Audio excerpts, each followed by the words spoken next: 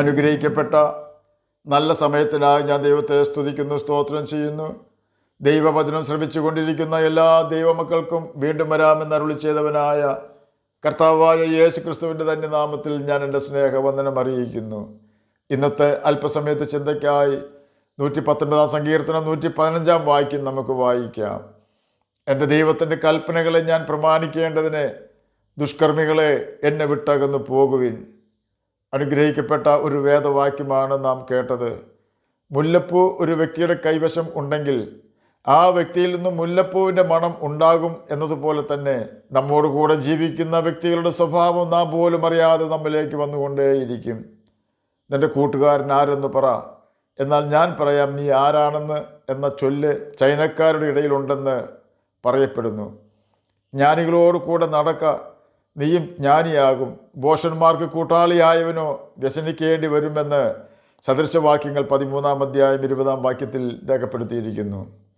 നമ്മുടെ കൂട്ടുകാർ എങ്ങനെയുള്ളവരാണെന്ന് മനസ്സിലാക്കി വേണം അവരുമായി കൂട്ടുകൂടുവാൻ.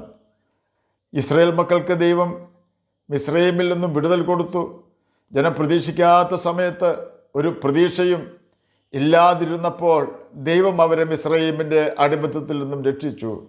കനാൻ നാട്ടിലേക്ക് പോകും വഴി ദൈവം അവരോട് കൽപ്പിച്ചതെന്നാൽ, നിങ്ങൾ കനാൻ നാട്ടിൽ താമസിക്കുന്നവർ ചെയ്തിരുന്നത് പോലെ മ്ലേച്ഛതകൾ ചെയ്യരുത്. അവരെ അവിടെ നിന്നും നീക്കിക്കളയണം. നിങ്ങൾ അവരെ അവിടെ നിന്നും നീക്കാതിരുന്നാൽ നിങ്ങൾ അവരുടെ പാപപ്രവൃത്തി പോലെ പാപം ചെയ്ത് ജീവിക്കുവാൻ പഠിക്കുകയും ഞാൻ നിങ്ങൾക്ക് അവകാശവുമായി തരുന്ന കനാൻ ദേശത്തു നിന്നും നിങ്ങളെ നീക്കിക്കളയുവാൻ ഇടവരികയും ചെയ്യും. എന്നാൽ ദൈവത്തിൻ്റെ വചനം അവർ പ്രമാണിച്ചില്ല. 106 സങ്കീർത്തനം 35 വാക്യത്തിൽ പ്രകാരം രേഖപ്പെടുത്തിയിരിക്കുന്നു, അവരുടെ പ്രവൃത്തികളെ അവർ പഠിച്ചു. തെറ്റുകൾ ചെയ്യുവാൻ ആഗ്രഹിക്കുകയും അതിനായി അവസരങ്ങൾ അന്വേഷിച്ച് നടക്കുകയും ചെയ്യുന്ന വ്യക്തികളാണോ നമ്മുടെ സ്നേഹിതർ? ഓർക്കുക, ഒരു ദിവസം നാമും അവരെ പോലെ തെറ്റുകളിലേക്ക് ആകർഷിക്കപ്പെടും. പാപം നമ്മെ ദൈവത്തിൽ നിന്നും അകറ്റും, ദൈവം നമ്മെ പാപത്തിൽ നിന്നും അകറ്റും.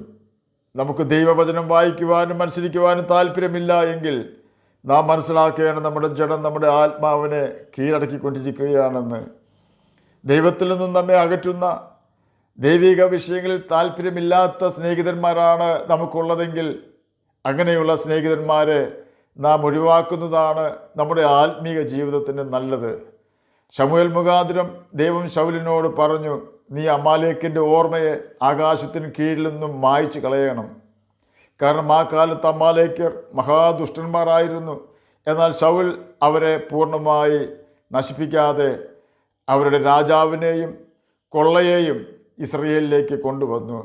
ഒടുവിൽ ശൗൽ ഒരു അമാലേക്കിൻ്റെ കയ്യാൽ തന്നെ നശിച്ചുപോയി.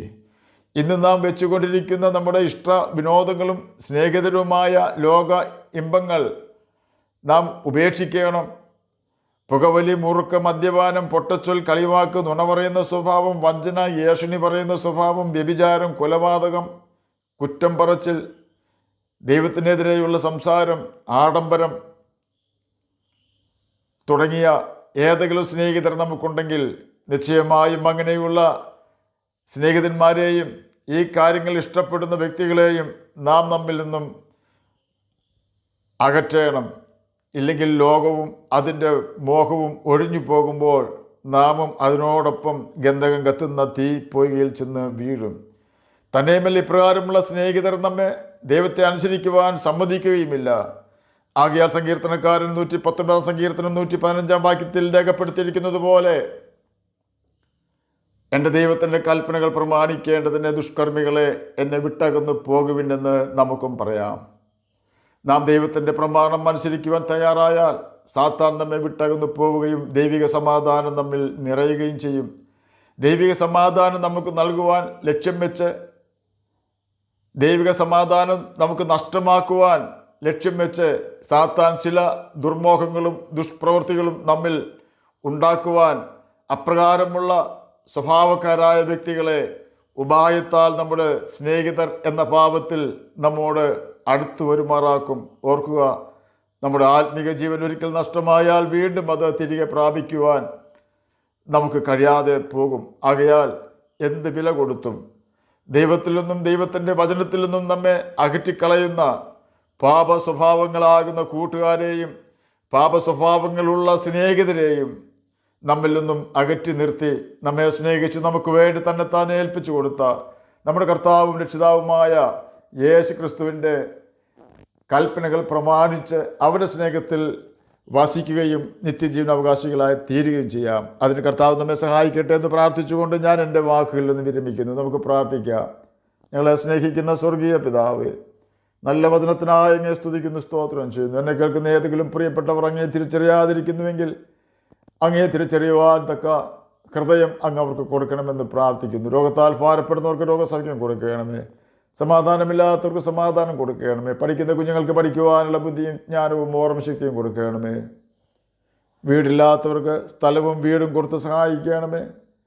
പ്രത്യാശ നഷ്ടപ്പെട്ട ഏതെങ്കിലും വ്യക്തികൾ എന്നെ കേൾക്കുന്നുണ്ടെങ്കിൽ അങ്ങ് അവർക്ക് പ്രത്യാശയും ധൈര്യവും കൊടുത്ത് സഹായിക്കണമെന്ന് അടിയൻ പ്രാർത്ഥിക്കുന്നു. പ്രാർത്ഥന കേട്ടതിനായി സ്തോത്രം. യേശുവിൻ്റെ നാമത്തിൽ തന്നെ ആമേൻ. കർത്താവ് എല്ലാവരെയും അനുഗ്രഹിക്കട്ടെ.